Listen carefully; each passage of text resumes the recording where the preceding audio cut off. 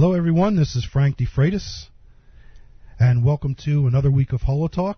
And this is a special broadcast because I'm here in Staten Island, and I'm visiting with John Iovine, who many of you may recognize as the author of Homemade Holograms and numerous scientific projects that he has undertaken over the years. How are you today, John?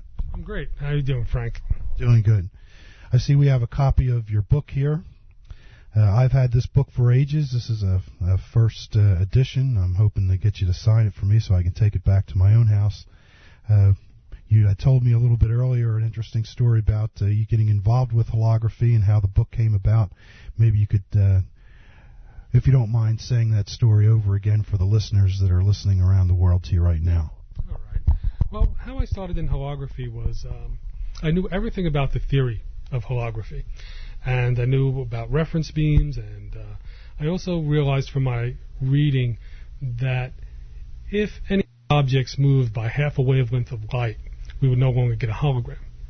So when I had all this theoretical knowledge, I didn't think it was practical for anybody in home-based to actually produce a hologram.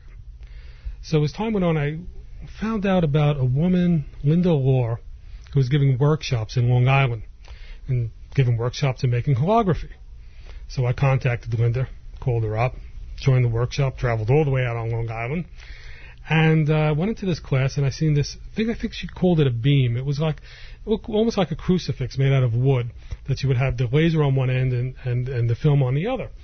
And I asked her, I says, well, what is this? And she goes, well, that's what we're shooting our holograms on.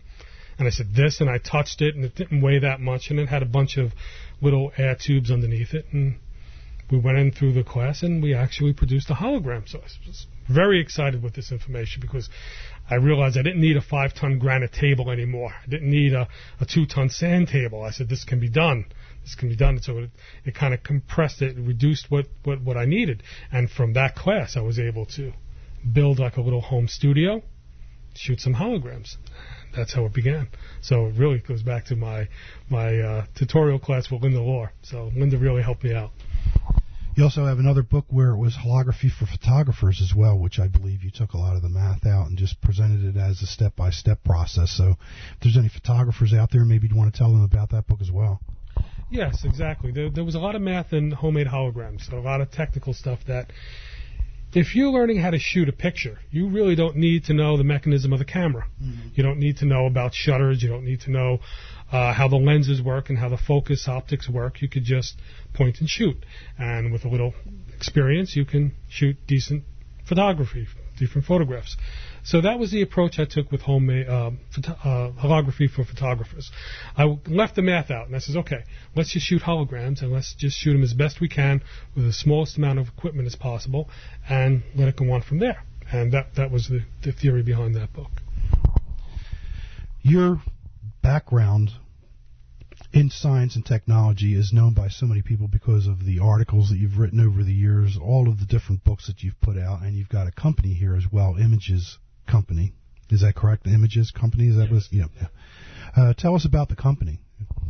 Well, the company caters to, I guess, inquisitive minds. We do a lot of stuff with science and electronics and with holography, robotics.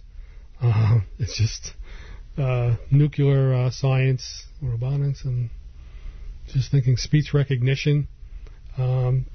Really have to visit the website and just see. It's just very diversified. Give us the website address. It's www.imagesco.com. So it's ImagesCo.com. Any plans for the future with holography, or where do you see holography going for you and as the field? Well, I'm thinking about another book. If I do another book, it's really going to be based towards the student for technology. The holography hasn't expanded, hasn't really reached a mass market. It never did. We was always hoping for that to happen. That never did. Why do you think it is? That is. Well, I think, well, yeah, you could answer that better than I. I think we were discussing that full-color holography hasn't gotten out there. Stereograms are still a little difficult to make and still not full-color. I think that's part of it, and it's not easy. I mean, it still takes an amount of setup. So, but it is something that artists can approach. It's still like a craft that they can get into and people can get into. Do you plan on staying involved with holography? Yeah. I don't know how active, day to day, but sure, I would never lose it. I would always keep some of it around. Yeah. Well, you've built a laser in the past. Tell us a little bit about the helium neon laser and how difficult that was. That would be an interesting project for students or someone who even has their own lab to build their own helium neon laser. How difficult was that for you?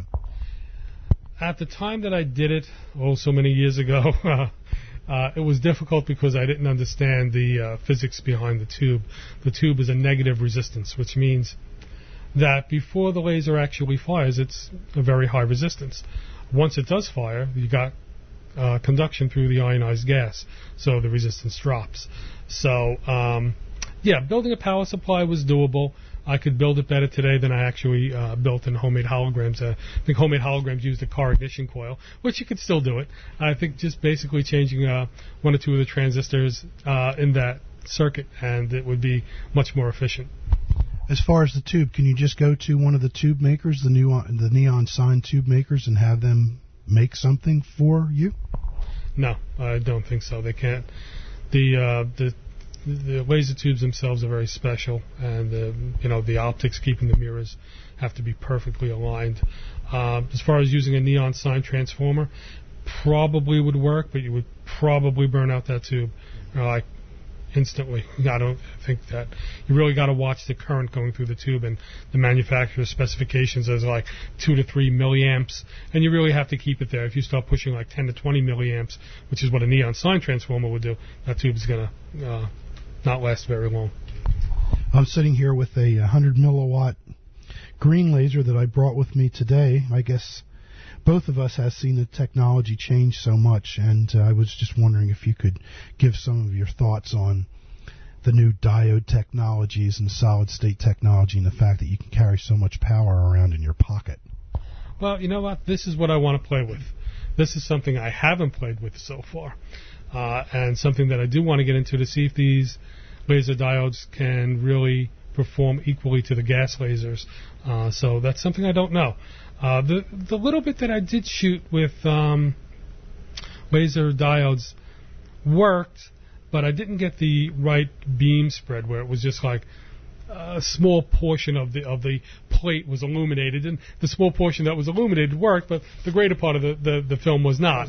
So I needed a little work with that. But I mean, when I did it, I says, okay, it does work, and I had to work out the optics a little better. But that's many years ago, and I haven't really worked with it right now. And that's, if I do anything, that's where I'm going to be doing it.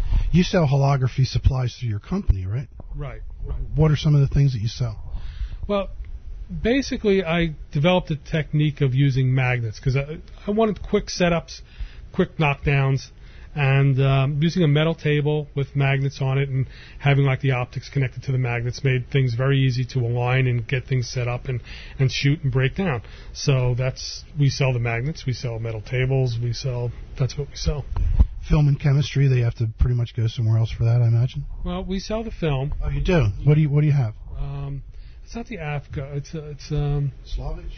It's not Slavic. BB plates that we break down into smaller, so two plate boxes. 2.5 by 2.5. Right, 2.5 by 2.5 film. The developing chemistry, we get very famous company. Intergraph. Not Intergraph. Photographer's Formulary. Photographer's Formulary. We use their setup for the developing chemistry. Yeah. I myself use D19. And I just use the bleach, but so that's my thing. If you can find D19 out there, that's the way to go. Yeah. I've seen someone use D19 for reflection holograms, which it's not recommended to use, but they were great holograms. Yeah, that's all I've used. Yeah. For all my reflection holograms is D19, and I've gotten pretty good results with it. One thing that people may want to try that may not have done this is making life mask models. Where you make a life mask of a hand or somebody's face, then you could actually shoot that life mask, and it's not pulse holography where you can actually take a person's portrait, but it's a close facsimile, and it's something that people should consider doing. Would you paint that face or something, or just do the life mask and use it as is? Well, when you get the life mask, what I usually do is that you have a 3D mold, and then what I would do is fill that mold in with a plaster or there's another material, hydrocal, I think, which is a finer grain of material, and then you have an actual 3D bust or model of whatever you used, whether it be a hand or somebody's face, and shoot that. So you're not actually shooting the mask, you're shooting, which is a negative mold, you're shooting a positive mold made from the mask, right? Yeah. And where would someone get materials like that? Any art supply store? Yes. Art supply stores, and look at books, because they have books on mask making, and I think a lot in the theater industry, movie making, they have books on making masks and models. That would be very helpful. Yeah, I'm surprised we don't see more holograms of, especially when you mention movie making. I mean, there's such incredible special effects with masks and lifelike type of appearances that you would think that you'd see some holograms around of that, but we don't see anything. I don't see any holograms at all anymore. You know, what are your plans for the future with your company and yourself personally? Well, just keep going, doing what I'm doing. I am thinking about doing another book on holography, but this will be a smaller book, a thinner book, a simpler book, just incorporating what I've learned over the last 10 years, 20 years, playing around with the technology, and trying to give it to the students now, trying to aim to the high school, and especially with the laser pointers now. So if you can make decent holograms with laser pointers, which has really made it easier to enter into the field. But, yeah. Anything you'd like to tell the listeners that we haven't covered or that I haven't asked about? No. Listen, Frank is really great because he's been wanting to interview me for years, and I'm saying, well, I really don't have that much to say, but you've done it. All right. And we're going to head out for breakfast. So everyone take care. And John, thank you very much for being on this show. All right, thanks.